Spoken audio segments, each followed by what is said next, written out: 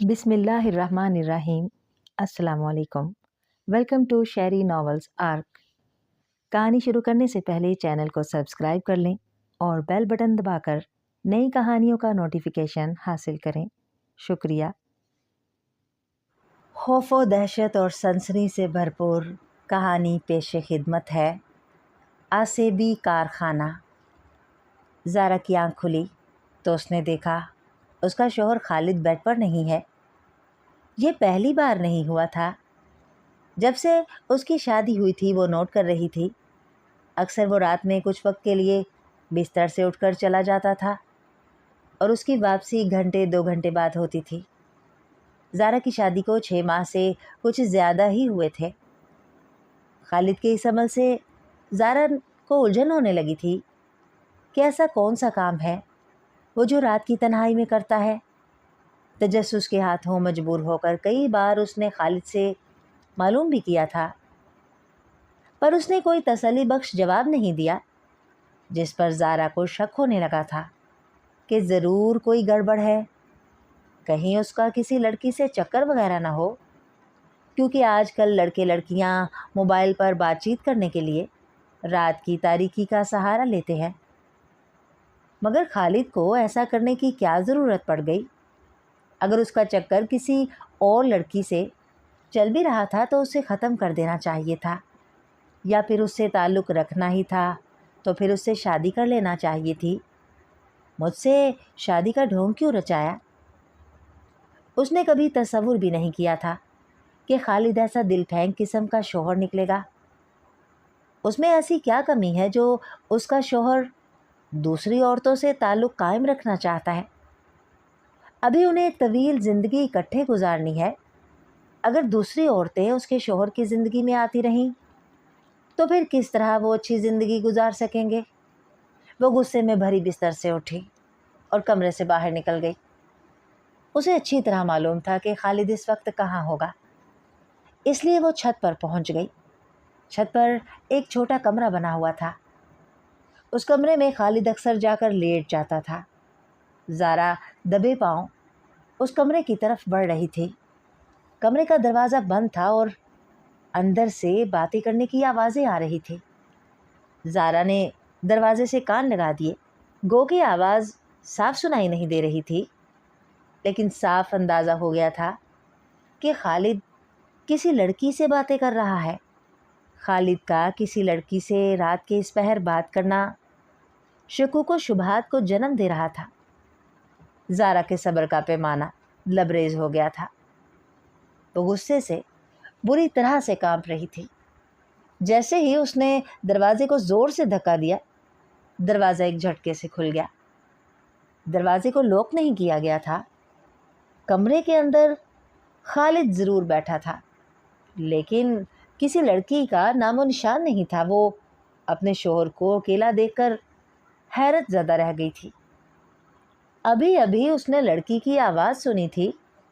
खालिद के हाथ में मोबाइल भी नहीं था जो वो समझती कि मोबाइल के स्पीकर की आवाज़ से कमरे में लड़की की आवाज़ गूंज रही हो। खालिद भी हैरत से ज़ारा को देख रहा था। ज़ारा, क्या बात है, खैरियत है ना? उसने पूछा। मुझे कमरे से किसी लड़की की आवाज़ आ रही थी। लड़की की आवाज़? खालिद चौंका। लेकिन इस कमरे में मेरे अलावा और कोई नहीं है। ये बात मेरे लिए भी परेशान कौन है। कमरे में लड़की नहीं है, फिर भी लड़की की आवाज़ सुनाई दी थी। ज़ारा ने कहा। आओ नीचे चलते हैं, खालिद ने चारपाई से उठते हुए कहा। ज़ारा कमरे में भरपूर निगाह दौड़ाती हुई खालिद के पीछे चल दी। वो हैरान और परेशान थी कि आखिर कमरे में लड़की थी तो कहाँ चली गई। बिस्तर पर लेटते हुए भी उस लड़की के मुतालिक सोच रही थी। ज़ारा कहाँ गुम हो गई? खालिद ने पूछा। कुछ नहीं, मैं वो लड़की। लगता है तुमने कोई डरावना ख्वाब देख लिया है। जहन पर ज़्यादा ज़ोर मत डालो और सो जाओ। मैं यकीन से कह सकती हूँ कि वो लड़की की आवाज़ थी। हाँ, हो सकता है वो लड़की की आवाज़ हो और किसी दूसरे घर से आ रही हो, खालिद ने कहा। किसी दूसरे घर से। जैसे मेरा दिल गर्मी से घबराया और मैं ऊपर चला गया, ऐसे ही किसी को नींद ना आ रही हो और उसने टीवी खोल लिया हो, और टीवी से मर्द और औरत की आवाज़ आना कोई अचंभे की बात नहीं होती। हाँ, ऐसा भी हो सकता है। ज़ारा ने अपने दिल को मुतमईन करने को ये बात कही। अभी वो खालिद से कुछ और बातें करना चाहती थी, लेकिन खालिद के खर्राटे कमरे में गूंजने लगे। वो उसके सोने का इंतज़ार किए बगैर ही सो गया था। खालिद के सो जाने पर ज़ारा कोशिश करने लगी कि उसे नींद आ जाए, पर नींद आने का नाम नहीं ले रही थी। वो करवटें बदल रही थी। फिर न जाने कैसे उसकी आंख लग गई। उसके बेदार होने से पहले ही खालिद की आंख खुल चुकी थी, इसलिए वो नहा धोकर नाश्ता करने को तैयार हो चुका था। ज़ारा ने जल्दी जल्दी नाश्ता तैयार करना शुरू कर दिया। रात का वाक़या अभी तक उसके जहन में था। खालिद नाश्ता करके ड्यूटी पर चला गया। दोपहर का खाना तैयार करके जब वो कुछ देर के लिए बेड पर लेटी, उस वक्त भी रात का वाक़या याद आ गया। वो रात के वाक़ये को जितना भुलाना चाहती थी, उतना ही याद आ रहा था। फिर न जाने उसे क्या हुआ, वो बेख्तियार होकर उठी और छत पर चली गई। उसके कदम कमरे की तरफ बढ़ रहे थे। कमरे के पास पहुंचकर ज़ारा ने एक झटके से दरवाज़ा खोल दिया। अचानक उसकी नज़र एक लड़की पर पड़ी जो बड़े आराम से चारपाई पर लेटी हुई थी। दरवाज़ा खुलने पर उसने ज़ारा की तरफ देखा। वो लड़की बड़ी ही हसीन थी, नक्शो निगार भी अच्छे थे। ऐसी खूबसूरत लड़की ज़ारा ने अपनी ज़िंदगी में नहीं देखी थी। अभी वो उस लड़की से कुछ पूछना ही चाह रही थी कि वो लड़की चारपाई से उठी और तेज़ी से कमरे से निकल गई। ज़ारा ने पलटकर उसकी तरफ देखा, लेकिन अब छत पर कोई भी नहीं था। उसके बदन में कपकपी सी तारी हो गई। वो बेख्तियार घबराकर नीचे को दौड़ी। वो जैसे ही नीचे आई, दरवाजे की कुंडी ज़ोर से बजी। ज़ारा ने लपक कर दरवाज़ा खोल दिया। खालिद दोपहर का खाना खाने के लिए आया था। वो उसे घबराया हुआ देखकर चौंका। क्या बात है ज़ारा, इतनी घबराई हुई क्यों हो? वो कमरे में लड़की, वो चौंका। हाँ खालिद, मैंने अपनी आंखों से छत वाले कमरे में एक लड़की को चारपाई पर लेटे हुए देखा। फिर वो अचानक उठी और कमरे से बाहर निकली और गायब हो गई। मैं घबरा कर नीचे दौड़ी चली आई, ज़ारा ने बताया। उसकी बात सुनकर खालिद के चेहरे का रंग उड़ गया था। वो चोर निगाहों से कभी ज़ारा को, कभी जीने को देखने लगता था। खालिद, ये क्या चक्कर है, मुझे बताओ। ये सब तुम्हारी वजह से हुआ है। मेरी वजह से? वो चौंकी। हाँ, ना तुम इसके बारे में जानने की कोशिश करती और ना वो तुम पर जाहिर होती। सोचो, तुम इस घर में 6 माह से रह रही हो, कभी वो तुम्हें नज़र आई? लेकिन रात से तुम उसके बारे में जानने को बेचैन हो, इसलिए गुस्से में उसने तुम पर खुद को जाहिर कर दिया है। खालिद ने गुस्से से कहा। वो कौन है और उससे तुम्हारा क्या ताल्लुक़ है? तुम ये जानकर क्या करोगी? खालिद, मैं तुम्हारी बीवी हूँ और उसके बारे में जानने का हक़ रखती हूँ, ज़ारा ने कहा। इतना तो तुम जान चुकी हो कि वो इंसान नहीं है, बेचैन रूह है। अभी मैं जल्दी में हूँ, ड्यूटी पर पहुँचना है, उसके बारे में रात को बताऊँगा, खालिद ने कहा। ठीक है, ज़ारा ने खालिद के लिए खाना निकालते हुए कहा। खालिद खाना खाकर ड्यूटी पर चला गया। बेचैन रूह के बारे में मालूमात जानने के लिए ज़ारा बेचैन हो रही थी। ज़ारा सरफराज कॉलोनी की रहने वाली थी। खालिद का घर उनके मोहल्ले से 3 गलियां छोड़कर था। वह जब भी परेटाबाद ड्यूटी पर जा रहा होता था, ज़ारा स्कूल पढ़ाने को निकलती थी। वो एक मकामी स्कूल में पढ़ाती थी। वो इंटर पास थी। अपनी अपनी ड्यूटियों पर जाते हुए दोनों की एक दूसरे से नज़रें ज़रूर टकराती थीं। दोनों की नज़रों में एक दूसरे के लिए पसंदीदगी हुआ करती थी। एक दिन खालिद के घर वाले ज़ारा के रिश्ते के लिए बातचीत करने आए।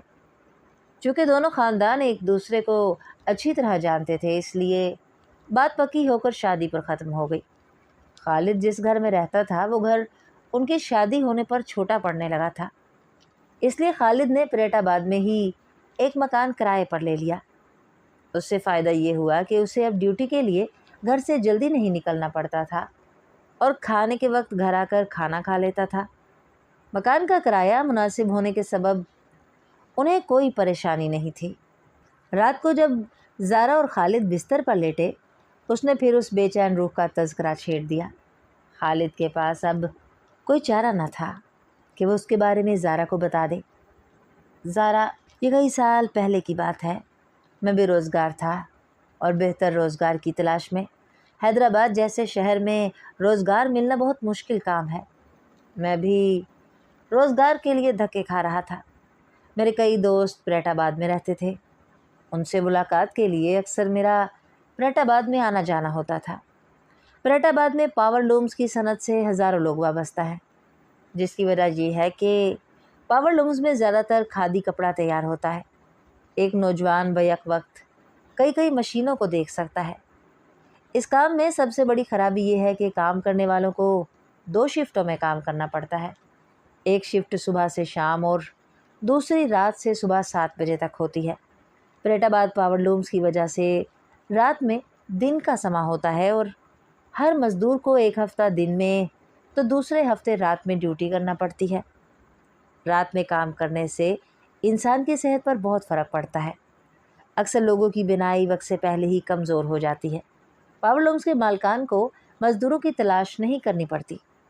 ज़्यादातर लोगों ने कारखाने अपने घर के नीचे की मंजिल पर कायम कर रखे हैं। मोहल्ले में खेलने वाले बच्चे शौक ही शौक में 15 दिन या 1 माह के अंदर मशीन चलाना सीख लेते हैं और फिर रोज़गार न मिलने पर किसी भी कारखाने वाले से बात करके ये काम शुरू कर देते हैं। मैं अपने दोस्तों की मदद करने की गर्ज से कुछ वक्त के लिए मशीन पर खड़ा हो जाता था, जिसकी बिना पर मुझे ये काम आ गया था। रोज़गार ना मिलने पर मैंने यही काम करने का फ़ैसला कर लिया था। मेरे दोस्तों ने इस इरादे पर मेरा हौसला बढ़ाया और इस तरह मैं पावर लूम्स की सनत में मज़दूर की हैसियत से शामिल हो गया। काम मुझे इसलिए ज़्यादा अच्छा लगा था कि मुझे खुद कोई काम नहीं करना पड़ता। सारा काम मशीन करती थी। मेरी हैसियत एक निगरान की सी थी। जब उकताहट हुई, मशीन को बंद किया, कुछ देर को बाहर निकल गए। चाय पानी पीकर जैसे ही तबीयत बेहतर हुई, वापस आकर मशीन स्टार्ट कर दी। इस काम में ये कैद नहीं कि सारी ज़िंदगी वहीं काम करते रहो। जहाँ से ज़्यादा पैसों की पेशकश हुई, वहीं चले गए। मैं शादी से कबल कई कारखाने तब्दील कर चुका था। कारखाने तब्दील करने की वजह सिर्फ ज़्यादा उजरत थी। उस दिन मुझे मौलाना मुहय्यिद्दीन के खाते पर काम करते हुए दूसरी रात थी। चाय की तलब पर मैं मशीन बंद करके चाय पीने चला गया। होटल पर मुझसे पहले ही मेरा दोस्त अमीरुद्दीन नाज बैठा हुआ था। मैंने सुना है कि तुमने निसार के खाते से काम छोड़ दिया है। हाँ, मैंने काम छोड़ दिया है। क्यों? वो चौंका। मौलाना मुहय्यिद्दीन इससे ज़्यादा पैसे दे देंगे। क्या वाकई तुम मुहय्यिद्दीन के खाते पर काम कर रहे हो? अमीरुद्दीन नाज बुरी तरह से चौंका। क्यों? इसमें ऐसे चौंकने वाली कौन सी बात है? बात है, जब ही मैं चौंका हूँ। उसके पास ज़्यादातर लोग काम करने से इनकार कर देते हैं। जो काम की हामी भर भी लें तो रात ड्यूटी आने पर खुद ही काम छोड़कर भाग जाते हैं। वो क्यों? मुझे तजस्सुस हुआ। सुना है वहाँ आसेब है। रात में जो काम करना आता है उसे पूरी रात आवाज़ें सुनाई देती हैं। अब तुम खुद सोचो कि रात के 2 बजे जब तुम्हें किसी के बोलने की आवाज़ सुनाई दे और वो नज़र भी ना आए, ऐसे में तुम्हारी क्या हालत होगी? अमीरुद्दीन नाज ने कहा। तुम्हें बेवकूफ़ बनाने को मेरे सिवा और कोई नहीं मिला। मैंने चाय की चुस्की ली। खालिद, तुम मेरी बात का यकीन करो, मैं सच कह रहा हूँ। तुम देख लेना, जब रात में किसी औरत की आवाज़ आएगी और वो तुम्हें ऐ मेरे सनम कहकर पुकारेगी, फिर मैं देखूँगा कि तुम कितने बहादुर हो। अमीरुद्दीन नाज ने कहा। अमीरुद्दीन, मैं ऐसी बातों पर यकीन नहीं रखता। ये काम करते हुए कई साल हो चुके हैं। अभी तक किसी भूत या चुड़ैल से वास्ता नहीं पड़ा। मैं कैसे मान लूँ कि मौलाना मुहय्यिद्दीन के खाते में आसेब है? मैंने कहा। ना मानकर तुम नुकसान में रहोगे। मेरा मशवरा है कि तुम मुहय्यिद्दीन से बात करके सिर्फ दिन की ड्यूटी ले लो। उसे वैसे भी रात में काम करने की आदत है। अमीरुद्दीन नाज ने कहा। कहीं ऐसा तो नहीं कि तुम मुझे वहाँ से हटवा कर वहाँ काम करने का प्रोग्राम बना रहे हो? मैंने मुस्कुराते हुए उसकी जानिब देखा। खालिद भाई, मैं जब इस काम में आया था, मेरे उस्ताद एजाज हुसैन ने कहा था कि बेटा तुम इस काम में ना आओ, ये काम तुम्हारी आंखें कमज़ोर और सेहत ख़राब कर देगा। देख लो मैं वक्त से पहले बूढ़ा नज़र आने लगा हूँ। अमीरुद्दीन नाज ने अपनी दाढ़ी पर हाथ फेरते हुए कहा। खैर जो होगा देखा जाएगा, देखना ये है कि मैं आसेब को भगाता हूँ या आसेब मुझे वहाँ से भगाता है, मैंने कहा लगाते हुए कहा। मैं जब मशीनों पर दोबारा आकर खड़ा हुआ, मुझे ऐसा महसूस हुआ कि जैसे कोई मुझसे मुखातिब है और कुछ कह रहा है। मैंने चारों तरफ देखा, वहाँ कोई मौजूद ना था। किसी को ना पाकर मैंने उसे अपना वहम समझा और कपड़े की तरफ ध्यान देने लगा कि मशीन पर कपड़ा सही तैयार हो रहा है, कहीं कोई ख़राबी तो नहीं है। बेख्याली में मेरी नज़र आवाज़ की समत दीवार पर चली गई। अचानक दीवार के अंदर से एक खूबसूरत लड़की ज़ाहिर हुई।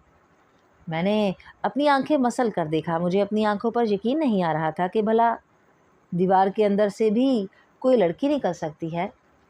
वो लड़की सख्त घबराई हुई थी और आते ही मुझसे लिपट गई।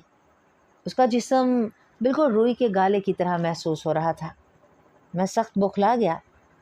अभी उसे अपने सीने से अलग करने का सोच ही रहा था कि एक नौजवान दीवार के अंदर से ज़ाहिर हुआ। उसके हाथ में एक तेज़ धार खंजर था। वो तेज़ी से मेरी तरफ आया और उसने वो खंजर लड़की के सीने में उतार दिया। वो ज़ोर से चीखी और तड़प तड़प कर अपनी जान दे दी। मैं हैरान और परेशान ये मंज़र देख रहा था। वो लड़का जैसे दीवार के अंदर से आया था वैसे ही गायब हो गया। लड़की भी खुद ब खुद गायब हो गई। मुझे हैरत इस बात पर ज़्यादा हुई कि लड़की ने मेरे हाथों में दम दिया था, लेकिन वहाँ एक कतरा खून तक मौजूद न था। यहाँ तक कि मेरे कपड़े भी बिल्कुल साफ़ थे कि जैसे वहाँ कुछ हुआ ही नहीं है। मुझ पर कपकपी सी तारी हो गई और बेख्तियार मैंने मशीन बंद की और कारखाने को ताला लगाकर घर चलाया। अमीरुद्दीन नाज की बात सच साबित हो गई थी। वाकई कारखाने में आसेब था, तभी लोग रात में काम करने से डरते हैं। हालांकि इस इलाके में मौलाना मुहियुद्दीन सबसे ज़्यादा उजरत देने में मशहूर था, फिर भी लोग उसके पास काम करने से कतराते थे। रात को मैं काम करने से माजूरी जाहिर करते हुए चाबी देने मौलाना मुहियुद्दीन के पास गया तो वो मुझे देखकर मुस्कुराया। बस डर गए? अरे भाई ऐसा कुछ नहीं है, बस लोग मुझसे जेलस होते हैं। वो नहीं चाहते कि मैं तरक्की करूं, इसलिए ऐसी बातें फैलाई हुई हैं। रात के वक्त काम करने वालों को लोगों की बातें सच महसूस होती हैं, इसीलिए किसी को कुछ नज़र आता है और किसी को कुछ नज़र आता है। आसेब होने की सूरत में उसे तो मुझे नुकसान पहुंचाना चाहिए ना। देख लो, मुझे आज तक कोई नुकसान पहुंचा है, लेकिन रात मुझे आसेब नज़र आया है। मैंने कहा, अगर वो आसेब होता तो वो ज़रूर तुम्हें नुकसान पहुंचाता। तुम्हें कोई नुकसान नहीं पहुंचा, इसका मतलब है वो तुम्हारी नज़रों का धोखा है। मेरी बात मानो, लोगों की बातों पर कान ना धरो और अपना काम करते रहो। और जिस दिन तुम महसूस करो कि आसेब ने नुकसान पहुंचाया है, बेशक काम छोड़कर चले जाना, मैं तुम्हें नहीं रोकूंगा। मैं सोच में पड़ गया कि क्या करूं। मुझे सोचता देखकर वो बोला, खालिद बेटे देखो, ये दुनिया बहुत वसी है। इस दुनिया में हम ही नहीं, अल्लाह ताला की कितनी मखलूक आबाद है जिसका हम तसव्वुर भी नहीं कर सकते। जिन्नात कहाँ नहीं है, ये मखलूक हर जगह है। जब हम उसे नहीं सताएंगे वो भी हमें नहीं सताएगी। मौलाना मुहियुद्दीन ने कहा। मुझे मौलाना मुहियुद्दीन की ये बात दिल को लगी कि जब हम उन्हें नहीं सताएंगे फिर वो हमको क्यों सताएंगे। मैं काम छोड़ने की बात करने आया था और काम की हामी भरकर दोबारा से तैयार हो गया। रात को काम करते हुए मुझे किसी किस्म की आवाज़ सुनाई नहीं दी। पूरी रात काम में मसरूफ़ रहा। दूसरी रात मैं खड़ा मशीनों को देख रहा था। मेरी नज़र बेख्तियार घड़ी पर चली गई। रात के 2 बज रहे थे कि अचानक आवाज़ आई, बाबू मशीन चला, बाबू मशीन चला। मैंने हैरत से मशीनों को देखा। मशीनें चल रही थी, फिर भी मुझे मशीन चलाने को कहा जा रहा है। कई बार ये आवाज़ आने पर मुझे बड़ा गुस्सा आया कि क्या आसेब को नज़र नहीं आ रहा कि मशीन चल रही है, जो पुरस्रार आवाज़ में मुझे मुखातिब होकर मशीन चलाने को कह रहे हैं। मेरी नज़र बेख्तियार कारखाने के दरवाज़े पर चली गई। कोई शख्स दरवाज़े पर छुपा खड़ा था। ہوا کے چلنے سے قمیض کا کچھ حصہ اڑتے ہوئے دکھائی دے رہا تھا۔ میں خاموشی سے دروازے پر آیا۔ بابو مشین امیر الدین کو مجھے دیکھ کر چپ لگ گئی۔ امیر الدین کے بچے یہ تو ہے؟ میں غصے سے بولا۔ میں دیکھنا چاہ رہا تھا کہ تم کتنے بہادر ہو، میری آواز سن کر ڈرتے ہو یا نہیں۔ میں تمہاری آواز سن کر نہیں ڈرا۔ اب کیا حکم ہے؟ میں نے کہا۔ ارے بھائی، میں تمہیں کیا حکم دوں؟ دراصل تمہارے ساتھ چائے پینے کا موڈ ہو رہا تھا، اس لیے چائے لے کر آیا ہوں۔ امیر الدین ناز نے چائے کی کیتلی اور کپ دکھائے۔ یہ تم نے بہت اچھا کام کیا، اس وقت واقعی چائے پینے کا موڈ ہو رہا ہے۔ چائے دیکھ کر میرے چہرے پر مسکراہٹ دوڑ گئی۔ اور سناؤ، کارخانے کے آصیب سے ملاقات ہوئی؟ امیر الدین ناز نے چائے کپ میں ڈالتے ہوئے کہا۔ ہاں، ہو چکی ہے، میں نے چائے کا کپ ہاتھ میں لیتے ہوئے کہا۔ کیا واقعی؟ امیر الدین گھبرا سا گیا۔ ہاں بھائی، میری ملاقات ہو چکی ہے۔ ایک نوجوان لڑکا ہے اور دوسری بہت ہی خوبصورت لڑکی ہے جسے دیکھتے ہی آدمی کا دل آ جائے۔ میں نے کہا۔ کیا تم سچ کہہ رہے ہو؟ وہ بے یقینی سے بولا۔ کیوں؟ مجھے جھوٹ بول کر کیا ملے گا؟ میرا مطلب ہے کہ تمہیں ان سے بالکل خوف نہیں آیا؟ لوگ ان کو دیکھ لینے کے بعد کام چھوڑ دیتے ہیں۔ وہ سے بہت شریف ہیں، مجھے بالکل تنگ نہیں کرتے، اس لیے میں نے یہاں سے کام نہیں چھوڑا۔ تمہاری ہمت ہے کہ ابھی تک یہاں کام کر رہے ہو۔ مجھ جیسا شخص آصیب دیکھ لینے پر دوبارہ پلٹ کر بھی ادھر کا رخ نہ کرتا۔ امیر الدین ناز نے چائے کی چسکی لی۔ تھوڑی دیر میں وہ میرے پاس بیٹھ کر چلا گیا۔ صبح ہونے پر میں بھی گھر چلا آیا۔ تیسری رات اپنے کام میں مصروف تھا کہ ایک مشین پر کوئی بیٹھا نظر آیا۔ میں جیسے ہی اس مشین کے پاس گیا، میری حیرت سے آنکھیں کھلی کی کھلی رہ گئیں۔ مشین چل رہی تھی، دھاگوں کے اوپر وہی دوشیزہ بیٹھی ہوئی تھی۔ مجھے اپنی جانب آتا دیکھ کر وہ مسکرائی۔ کون ہو تم؟ میرے منہ سے بے اختیار یہ جملہ نکلا۔ میں لڑکی ہوں، وہ بولی۔ یہ مجھے بھی نظر آ رہا ہے، لیکن تم کیا چاہتی ہو؟ میں تمہیں چاہتی ہوں، وہ بولی۔ مجھے جانتی ہو؟ چاہنے کے لیے جاننا ضروری نہیں ہوتا، بس دل آنے کی بات ہوتی ہے۔ میرا دل تم پر آ گیا ہے۔ میں انسان ہوں، تم آصیب۔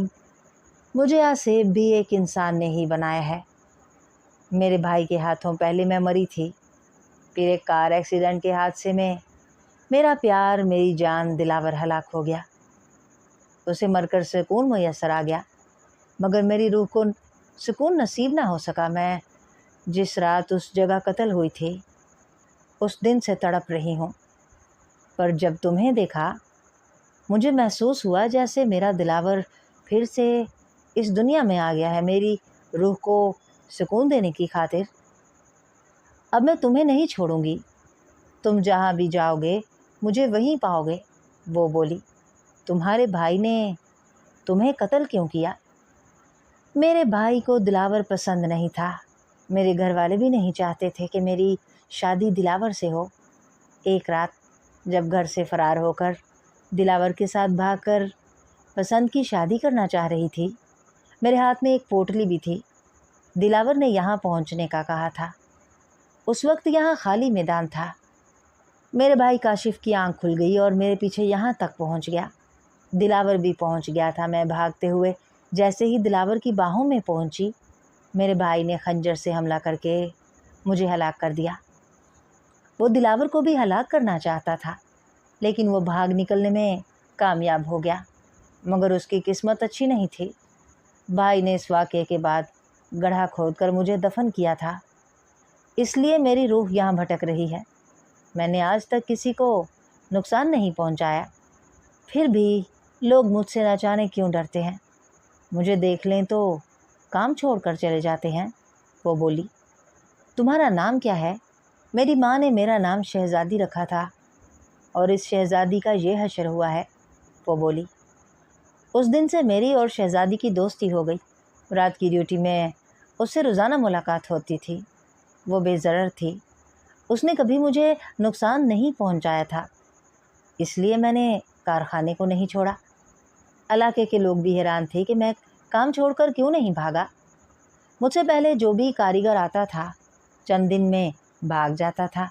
مولانا محی الدین کاریگروں کو زیادہ اجرت اس لیے دیتے تھے کہ وہ کسی طرح لالچ میں آ کر کام کرتا رہے، کام چھوڑ کر بھاگے نہیں۔ ہر انسان اتنا بہادر نہیں ہوتا کہ وہ آسیب کا علم ہو جانے پر کام پر ڈٹا رہے۔ میرا خیال تھا کہ میری شادی ہونے پر شہزادی میرا پیچھا چھوڑ دے گی، لیکن ایسا نہیں ہوا۔ وہ نہیں چاہتی تھی کہ ہم دونوں ایک ساتھ رہیں۔ ایک طرح سے وہ تمہیں اپنی سوتن تصور کرتی ہے اور مجھ سے ضد کرتی ہے کہ تمہیں طلاق دے دوں۔ پہلے وہ کارخانے تک ہی محدود تھی، لیکن اب وہ سائے کی طرح ہر جگہ میرے ساتھ لگی رہتی ہے، حتیٰ کہ جب دن کی ڈیوٹی ہوتی ہے اور رات میں گھر آ کر سوتا ہوں، رات میں سوتے سے مجھے جگا کر اوپر چھت پر لے جاتی ہے اور مجھ سے باتیں کرتی رہتی ہے۔ 2 گھنٹے باتیں کر کے چلی جاتی ہے۔ اس کا زیادہ زور اس بات پر ہوتا ہے کہ میں نے شادی کر کے اچھا نہیں کیا۔ میرے ہوتے ہوئے تم نے شادی کیوں کی؟ میں اسے سمجھاتا ہوں کہ تم ایک روح ہو، جبکہ مجھے ایک گوشت پوست کے ساتھی کی ضرورت ہے۔ اتنی بڑی زندگی تنہا تو نہیں گزار سکتا۔ لیکن میری باتیں اس کی سمجھ میں نہیں آتی۔ یہ کہتے ہوئے خالد خاموش ہو گیا۔ خالد کی باتیں سن کر زارا کی تشویش میں اور اضافہ ہو گیا تھا۔ اس کی سمجھ میں نہیں آ رہا تھا کہ وہ اس موقع پر کیا کہے۔ اس نے سن رکھا تھا جب کوئی آسیب کسی پر عاشق ہو جائے تو وہ پھر آسانی سے اس کا پیچھا نہیں چھوڑتا۔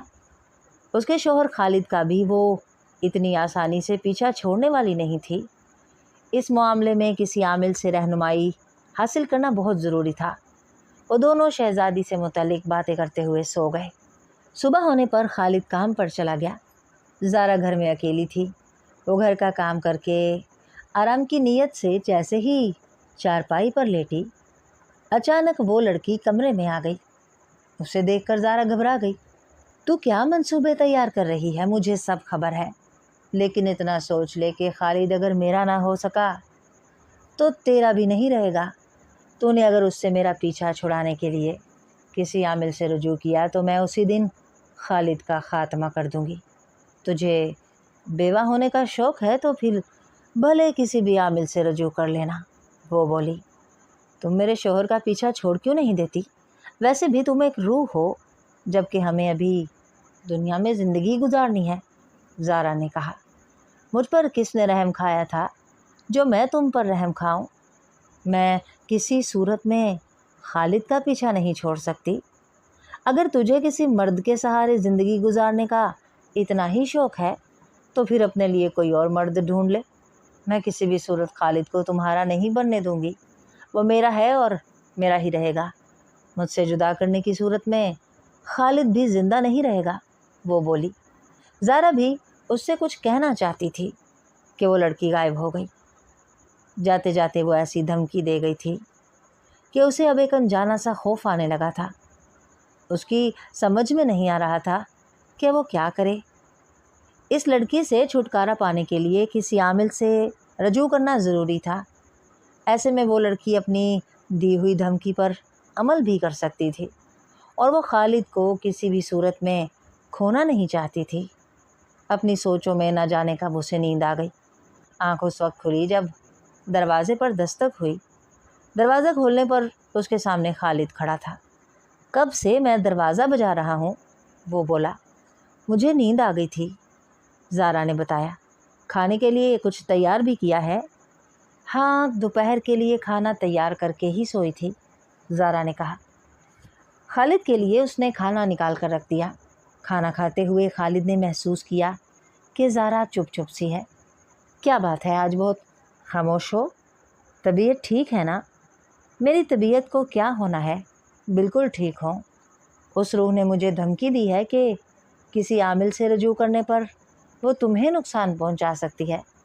بس اس بارے میں سوچ رہی ہوں۔ ہاں، مجھے اس بات کا احساس ہے، جب وہ مجھے دھمکی دے سکتی ہے تو پھر وہ تمہیں بھی دھمکی دے سکتی ہے، خالد نے کہا۔ کیا اس نے تمہیں بھی دھمکی دی ہے؟ زارا نے پوچھا۔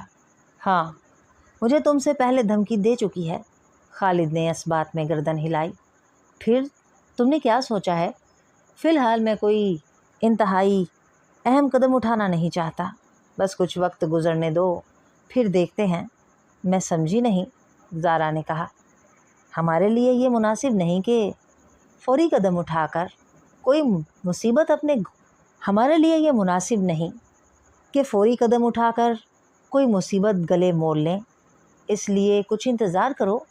ہو سکتا ہے کہ وقت ہمارے موافق آ جائے اور ہم اس پوزیشن میں آ جائیں کہ خود بخود اس روح سے چھٹکارا مل جائے۔ ایسی خبیث روح سے خود بخود کہاں چھٹکارا مل سکتا ہے؟ ہمارے کچھ کہے بغیر اس سے چھٹکارا ممکن نہیں۔ ہمیں بہت سوچ سمجھ کر ایک ایک قدم اٹھانا ہوگا، اس لیے اس معاملے کو فی الحال حالات پر چھوڑ دو۔ اللہ تعالیٰ جو کرے گا وہ بہت ہوگا، خالد نے کہا۔ وہ کھانا کھا کر چلا گیا، مگر زارا سوچتی رہ گئی کہ اس کا شوہر اس روح سے جلدی جان کیوں نہیں چھڑانا چاہتا۔ اس روح سے جان چھڑانے کے لیے جلد یا دیر سے انتہائی قدم اٹھانا ہی پڑے گا۔ چند دن خیریت سے گزر گئے۔ لڑکی کی روح نے ان دونوں کو پریشان نہیں کیا۔ پھر ایک دن جب خالد گھر آیا تو اس کے چہرے پر ہوائیاں اڑی ہوئی تھیں۔ کیا بات ہے، تم آج بہت پریشان ہو، زارا نے کہا۔ ہاں، واقعی پریشانی کی بات ہے۔ اس نے مجھے دھمکی دی ہے، اگر میں نے تمہیں 1 ہفتے کے اندر اندر طلاق نہیں دی تو وہ مجھے نقصان پہنچا سکتی ہے۔ کیا؟ زارا کی آنکھیں حیرت سے پھٹی کی پھٹی رہ گئیں۔ بہت ہی ضدی لڑکی ہے، جبھی وہ اپنے بھائی کے ہاتھوں ہلاک ہوئی تھی۔ پھر تم نے کیا سوچا ہے؟ سوچنا کیا ہے، جب سے اس نے دھمکی دی ہے میرا دماغ کام نہیں کر رہا ہے۔ سوچ سوچ کر میرا دماغ پھٹا جا رہا ہے، خالد نے کہا۔ پھر اب کیا ہوگا؟ تم حوصلہ رکھو، اللہ جو کرے گا وہ ہمارے حق میں ہوگا، خالد نے کہا۔ وہ انتہائی قدم اٹھانا چاہ رہا تھا، مگر اب پانی سر سے گزر چکا تھا۔ اسے جو کرنا تھا فوری کرنا تھا۔ ایک دن وہ ایک مشہور عامل نثار احمد کے پاس جانے کے لیے گھر سے نکلا۔ وہ بھی عامل نثار کے آستانے سے کچھ دور تھا کہ ایک موٹر سائیکل سوار نے اسے زوردار ٹکر ماری۔ وہ دور جا گرا۔ ابھی وہ سنبھلا بھی نہ تھا کہ موٹر سائیکل والا تیزی سے فرار ہو گیا۔ یہ اتفاق ہی تھا کہ وہاں خالد کا دوست اعجاز حسین موجود تھا۔ اس نے فوراً خالد کو اپنی موٹر سائیکل پر سول ہسپتال پہنچایا۔ خالد کو زیادہ چوٹیں نہیں آئی تھیں، پھر بھی اسے گھر میں 10 سے 15 دن آرام کرنا ضروری ہو گیا تھا۔ خالد کے جسم کے مختلف حصوں پر پٹیاں دیکھ کر زارا پریشان ہو گئی۔ یہ کیا ہو گیا ہے؟ ارے کچھ نہیں ہے بھائی، ذرا سی چوٹیں آئی ہیں، خالد نے زبردستی چہرے پر مسکراہٹ لاتے ہوئے کہا۔ پھر بھی یہ کیسے ہوا؟ موٹر سائیکل والا بہت جلدی میں تھا، مجھے مار کر چلا گیا، وہ بولا۔ خالد عامل کے پاس جانے والی بات بتا کر زارا کو پریشان کرنا نہیں چاہتا تھا، اس لیے وہ عامل کی بات گول کر گیا۔ تم عامل نثار کے پاس جانے کا کہہ رہے تھے، زارا نے یاد دلایا۔ ارے بھائی چلا جاؤں گا، تم فکر نہ کرو، یاد سے چلے جانا۔ اس حالت میں بھلا کیسے جا سکتا ہوں؟ 1-2 دن آرام کر لوں پھر چلا جاؤں گا۔ شام کا وقت تھا، مغرب ہونے میں کچھ وقت باقی تھا کہ دروازے پر دستک ہوئی۔ زارا چونکی، اس وقت کون آ گیا؟ دروازے پر ایک ملنگ بابا کھڑا تھا۔ بھوکے کو کھانا کھلاؤ بیٹی، وہ بولی۔ ہاں بابا، یہاں بیٹھے، میں کھانا لے کر آتی ہوں، زارا نے صحن میں ایک طرف اشارہ کرتے ہوئے کہا۔ ملنگ بابا صحن میں بیٹھ گیا۔ اس کے ہاتھ میں جو ڈنڈا تھا اس نے اپنے برابر میں رکھ لیا۔ زارا نے کھانا نکال کر ملنگ بابا کے آگے رکھ دیا۔ بابا نے روٹی کا نوالا توڑ کر منہ میں رکھ لیا اور پھر اس نے خلا میں کچھ دیکھنے کی کوشش کی۔ پھر دوسرا نوالا بھی منہ میں رکھتے ہوئے خلا میں گھورا۔ اچانک اس کی آنکھیں لال سرخ ہو گئیں۔ وہ بول کچھ نہیں رہے تھے۔ کچھ دیر گزرنے پر وہ کھانا کھا چکے تھے۔ وہ اٹھ کر کھڑے ہو گئے اور جلالی لہجے میں فضا میں دیکھتے ہوئے بولے، جا، چلی جا، بھاگ جا، जला कर भस्म कर दूंगा। ज़ारा हैरत से मलंग बाबा को देख रही थी। तो मुझे जानती है ना, मैं पलीद रूहों को जलाकर भस्म कर देता हूँ। तेरा भी यही हशर होगा। चली जा, छोड़ दे इनका पीछा। कुछ देर गुजरने पर मलंग बाबा का गुस्सा ख़त्म हो गया और वो नॉर्मल हालत में आ गए। बाबा, तुम किससे बातें कर रहे थे? ज़ारा ने पूछा। इस खबीस रूह से बातें कर रहा था जो तुम्हें नुकसान पहुंचाने के दर पे है। ये इत्तेफाक है कि मैं इस तरफ निकल आया। इस घर में दाखिल होते ही उससे सामना हो गया। यह खबीस इससे कबल भी कई लोगों को परेशान कर चुकी है और मैंने उन्हें इससे छुटकारा दिलाया था। अब इस खबीस रूह ने इस घर में डेरे डाल लिए हैं। ये तुम दोनों को नुकसान पहुंचाना चाहती है, लेकिन मेरे होते हुए अब तुम्हारा बाल बेका भी नहीं कर सकती। मलंग बाबा ने कहा। बाबा, ये रूह हमें धमकियां दे रही है कि हमारे किसी आमिल से रुजू करने पर जानी नुकसान पहुंचा सकती है। ज़ारा ने बताया। खबीस रूह नुकसान पहुंचाने के अलावा कर भी क्या सकती है? तुम बेफिक्र हो जाओ, अब ये तुम्हारा कुछ भी नहीं बिगाड़ सकेगी। अगर इसने तुम्हें किसी किस्म का नुकसान पहुंचाने की कोशिश की तो इसका मुझे इल्म हो जाएगा और मैं आकर उसे भस्म कर दूंगा, मलंग बाबा ने कहा। मलंग बाबा खाना खाकर चला गया। उसके जाने के बाद वो रूह फिर एक हफ्ते तक नज़र न आई, जिसका खालिद ने ज़ारा से इजहार किया। ज़ारा ने मलंग बाबा के घर में आने और बातचीत के बारे में बताया। खालिद हैरत में पड़ गया कि इतनी आसानी से किस तरह से उस रूह से निजात मिल गई। ये हकीकत ही थी कि वो रूह उन दोनों का पीछा छोड़कर कहीं दूर जा चुकी थी, इस खौफ से कि कहीं मलंग बाबा हकीकत में जलाकर भस्म ना कर दे। कई माह गुजरने पर भी वो रूह उन दोनों के सामने ज़ाहिर नहीं हुई थी और वो दोनों मियाँ बीवी भी खुश थे कि उनकी रूह से जान छूट गई। मौलाना मुहय्यिद्दीन के कारखाने में आसेब का किस्सा माजी बन चुका है। मौलाना मुहय्यिद्दीन भी खुश है कि खालिद के कदम उसके कारखाने के लिए मुबारक साबित हुए हैं। जो उसके कारखाने से आसेब का किस्सा था, लोग अब भूलने लगे हैं।